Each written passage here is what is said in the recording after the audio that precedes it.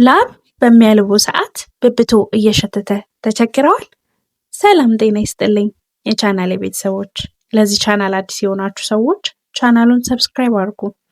በዛሬ ቪዲዮ ይዤላችሁ የመጣሁት ላብ በሚያልበን ሰዓት እንዴት ሽታ እንደሚፈጥርና መፍትሄውን በዝርዝር ይዤላችሁ ቀርቤያለሁ። ምን እንደሆነ እነግራችኋለሁ ማለት ነው። ቪዲዮውን እስከ መጨረሻ ድረስ ተከታተሉ።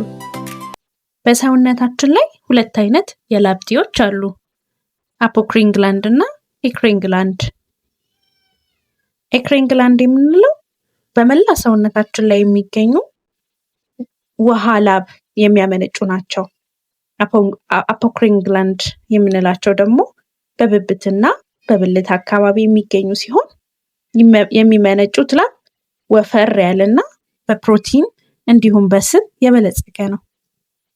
እንዴት ነው ሂደቱ ስንል ባክቴሪያዎች በብብት ስር ያለውን ፕሮቲን ወይም ስብ ሲመገቡ ወደ አሲድነት ይቀይሩታል። ይህ ኬሚካላዊ ለውጥ መጥፎ ጠረን እንዲኖረን ያደርጋል ማለት ነው። ወደ መንስኤዎቻቸው ስንገባ አንደኛ የባክቴሪያ መብዛት፣ በተለይ ደግሞ ኮራይን ባክቴሪየም የተባለ የባክቴሪያ አይነት በብብት ስር በብዛት ሲገኝ የብብታችንን ሽታ እንዲጨምር ያደርጋል ማለት ነው። ሌላው የአመጋገብ ሁኔታችን ነው። የአመጋገባችን ሁኔታ ይወስነዋል። አንደኛ ሰልፈር ያላቸውን ምግቦች ለምሳሌ ነጭ ሽንኩርት፣ ቀይ ሽንኩርት እና ጎመን ሲፈጭ ደግሞ አሊሲን የተባለ የሰልፈር ውህድ ይፈጠራል እና ይህ ውህድ ደግሞ ምንድን ነው የሚያደርገው? በደም ውስጥ አልፎ በትንፋሽና በላብ አማካኝነት ይወጣል ማለት ነው ይሄ ውህድ። በዚህ ሰዓት ከአመጋገባችን ተይዞ ጠረን ይመጣል ማለት ነው። ሌላው ካፌንና አልኮል የምናበዛ ከሆነ እነዚህ መጠጦች የላብ እጢዎችን በማነቃቃት የላብ መጠንን ይጨምራሉ። ስለዚህ ካፌንና አልኮል አይመከሩም ማለት ነው የላብ ሽታ ላለብን ሰዎች። ሌላው የጤናችን ሁኔታዎች ናቸው። ለምሳሌ ሃይፐርሂድሮሲስ ያለብን ከሆነ ላይክ ከመጠን በላይ ላብ የምናመነጭ ከሆነ እንደዚሁ አይነት ነገር ሊፈጠር ይችላል። ሌላው ትራይሜታይል አልሚኑሪያ የተባለው ማለት በሽታ እሱም ካለ የጤናችን ሁኔታ ላይ የላብ መጠን የሽታ እንዲኖረው ያደርጋል። ላባችን ሽታ እንዲኖረው ይሆናል። ምክንያቱም ሰውነታችን የተወሰነ የኬሚካል ውህዶችን መስበር ያቅተዋል ይሄ በሽታ ካለ።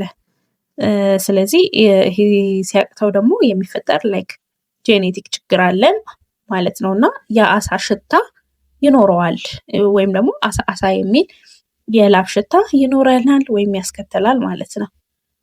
ወደ መፍትሄው ስንገባ አንደኛ ነገር በሜዲካል ብዙ የሚታዘዙ ነገሮች አሉ። አንደኛው ምንድነው? ቤንዛይል ፔሮክሳይድ ነው። ይሄም ፔሮክሳይድ ምንድነው የምናደርገው?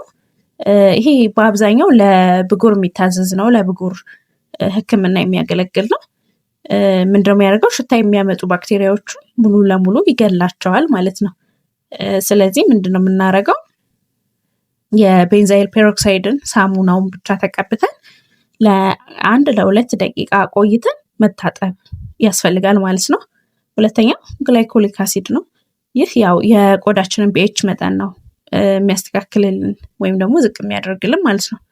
ባክቴሪያዎች እንዳይኖሩ ነው የሚያደርገው። ይሄንን ደግሞ በሳምንት ከ2 እስከ 3 ጊዜ በጥጥ እየነከርን ብብታችን አካባቢ መድረክ ውጤታማ ያደርጋል። ይሄን ግላይኮሊክ አሲድ የተባለውን ነገር ስንቀባ ማለት ነው። ሌላው እና ሶስተኛው ነገር አልሙኒየም ቤዝድ የምንለው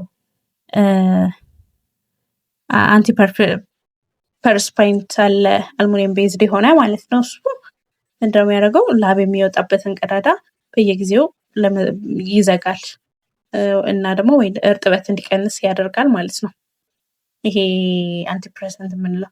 ሌላው በቤት ውስጥ ማዘጋጀት የምንችለው ሁላችንም በቤት ውስጥ ባለን ነገር ይሄ ችግር እንዲቀረፍ የምንፈልግ ከሆነ 3 ነገሮች አሉ።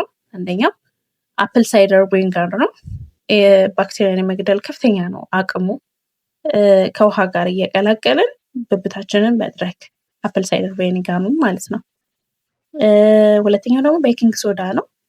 ይሄ ለዳቦ ማብኪያ የምንጠቀመው ቤኪንግ ሶዳ እርጥበት የመምጠጥ ችሎታው ከፍተኛ ነው እና ሽታንም ያጠፋል።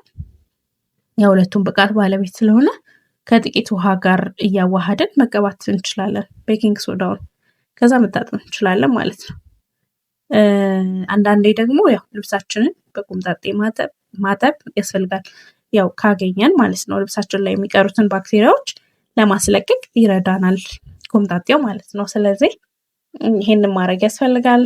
ሌላው አንኳር ነጥብ ምንድነው?